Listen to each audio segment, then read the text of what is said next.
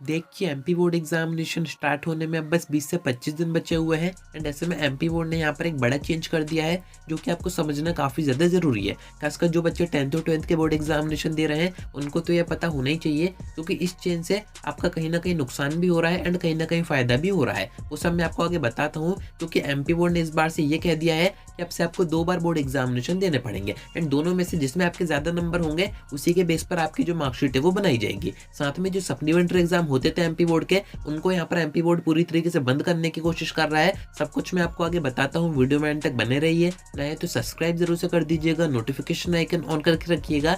MP board examination की ऐसी informative videos में आपको आगे प्रोवाइड करता रहूंगा। अब देखिए अपडेट सामने आ रही है, इसके हेडिंग से आपको समझ में आ रहा होगा कि एमपी बोर्ड ने क्या चेंजेस किए हैं। यहाँ पर आपको बताया जा रहा है कि 10th और 12th के जो सप्लीमेंट्री एग्जाम होते थे, यानी कि जो बच्चे 10th में किन्हीं 2 सब्जेक्टों में फेल होते थे या फिर 12th में किसी एक सब्जेक्ट में फेल हो जाते थे, तो आगे सप्लीमेंट्री एग्जाम दे के पास हो जाते थे एंड अपने आगे की पढ़ाई कंटिन्यू कर पाते थे।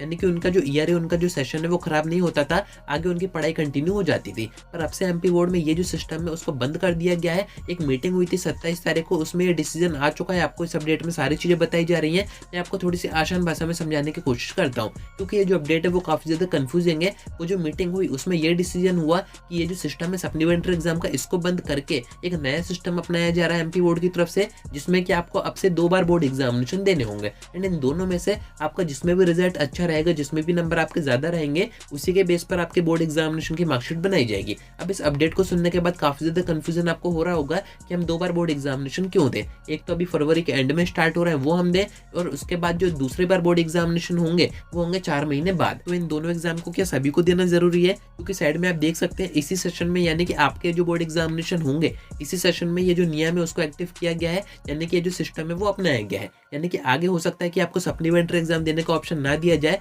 आपको दोबारा बोर्ड एग्जामिनेशन ही देने पड़े। अब इसके क्या फायदे हैं, क्या नुकसान है, वो मैं आपको आगे बताता हूँ। अगर आप इस अपडेट को पढ़ना चाहते हैं वीडियो पॉज करके पढ़ सकते हैं, बाकी सारी चीजें मैंने आपकी कवर कर ही दी है। अब अपन इसके नुकसान और फायदे की बात करते हैं एंड ये समझना काफी ज्यादा जरूरी है, क्योंकि यहाँ पर दोनों टाइप के बच्चे होंगे। तो फर्स्ट में आपको नुकसान बताता हूँ। देखिए होता क्या था, जो बच्चे 10th में या फिर 12th में किसी एक या 2 सब्जेक्ट में फेल हो रहे थे, वो आगे सप्लीमेंट्री एग्जाम बस उन्हीं सब्जेक्ट के देते थे जिसमें कि वो फेल हुए हैं, यानी कि उनको पूरे एग्जाम नहीं देने होते थे। वो उन्हीं 2 सब्जेक्ट को देख के आगे पास हो जाते थे एंड अपने आगे की जो पढ़ाई है वो कंटिन्यू कर पाते थे। पर इस सिस्टम के बाद से ऐसा नहीं होगा, आपको अब से सारे सब्जेक्ट के एग्जाम देने पड़ेंगे। यानी कि एक बार बोर्ड एग्जामिनेशन आपने पूरे दिए, दोबारा से आपको सभी सब्जेक्ट के बोर्ड एग्जामिनेशन देने पड़ेंगे एंड दोनों के जो पेपर आएंगे वो भी सेम ही आएंगे, यानी कि सेम स्टैंडर्ड के आएंगे। ऐसा नहीं है कि सप्लीमेंट्री एग्जाम के पेपर जैसे इजी आ जाएंगे। ये यहाँ पर एक सबसे बड़ा इसका नुकसान है। सेकंड, अगर इसके फायदे की बात करें तो देखिए जो बच्चे कॉम्पिटिटिव एग्जाम की तैयारी कर रहे हैं, कॉम्पिटिटिव एग्जाम में उनके अच्छे नंबर आ रहे हैं, अच्छा स्कोर वो कर रहे हैं, पर बोर्ड एग्जामिनेशन में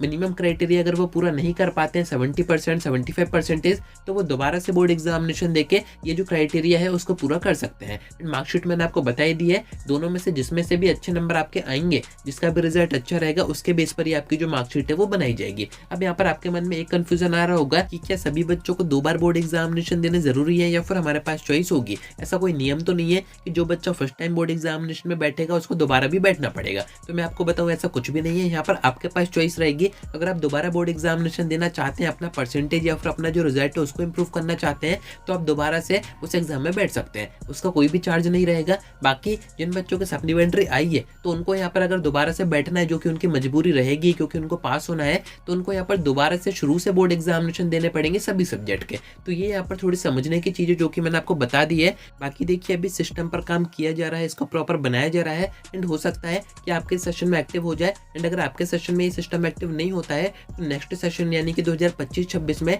100% इसको एक्टिव कर दिया जाएगा, क्योंकि अभी इसके ऊपर काम हो रहा है। कहीं आपको बताया जा रहा है कि आपको पूरे सब्जेक्ट के एग्जाम देने पड़ेंगे। कुछ टीचर से मैंने कॉन्टेक्ट किया था, गवर्नमेंट टीचर से, उनका ये कहना है कि बच्चा जिस सब्जेक्ट में फेल होता है उसके एग्जाम तो उसको देने ही रहेंगे, साथ में ही अदर सब्जेक्ट की उसके पास चॉइस रहेगी। तो अभी सब तरफ से डिफरेंट ओपिनियन आ रहे हैं। बाकी एक अपडेट और आ रही थी, इसमें भी कुछ क्वेश्चन के आंसर आपको दिए गए, आप चाहें तो इसको वीडियो पॉज करके पढ़ सकते हैं। वही सारी चीजें जो कि मैंने आपको अभी बताई हैं, तो वो सब अपन आगे देखते हैं, क्योंकि एमपी बोर्ड कभी भी कुछ भी चेंज कर देता है, जो कि आप पूरे सेशन से देखते हुए आ ही रहे हैं। इस कारण से मैं आपसे कहता हूँ कि कनेक्टेड रहिएगा। सब्सक्राइब अगर नहीं किया है तो जरूर से करके रखिएगा, जिससे कि सारी इन्फॉर्मेशन आप तक टाइम पर पहुंच जाएगी। बाकी आपके मन में कोई डाउट है तो आप कमेंट करके पूछ ही सकते हैं, या फिर आप मुझसे डायरेक्ट इंस्टाग्राम पर भी बात कर सकते हैं।